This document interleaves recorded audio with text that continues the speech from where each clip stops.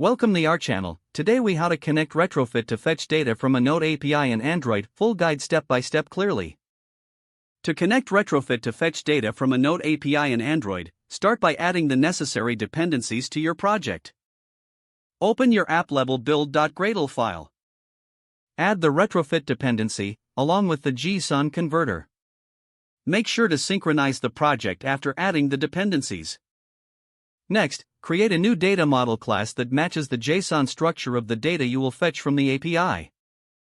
Define the variables in the data model with appropriate data types. Make sure to include getter and setter methods for each variable. Now, create an interface that defines the API endpoints. Use Retrofit annotations to specify the HTTP methods and the endpoint URL. For example, use get for a GET request, followed by the endpoint path. After defining the interface, initialize Retrofit in your main activity or a dedicated API client class.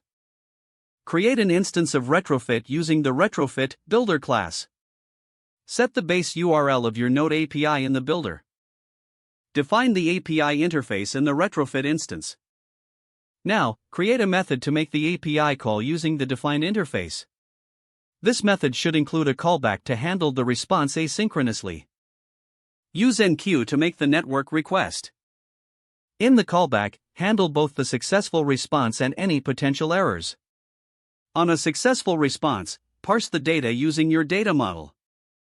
Update your UI accordingly, displaying the fetched data to the user. If necessary, handle error cases elegantly to improve user experience. Finally, test your application to ensure that data is being fetched and displayed correctly. You have now successfully connected Retrofit to fetch data from a Node API in your Android application. If the page does not load, refresh the browser or try again in a private or incognito window. Make sure you are using the correct email address, then retype it carefully to avoid small typos.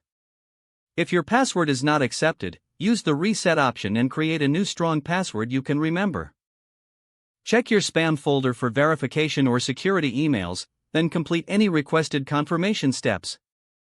Enable two-factor authentication if available to improve account security and reduce unauthorized access risk. Don't forget to like this video and subscribe to our channel for more step-by-step tech guides.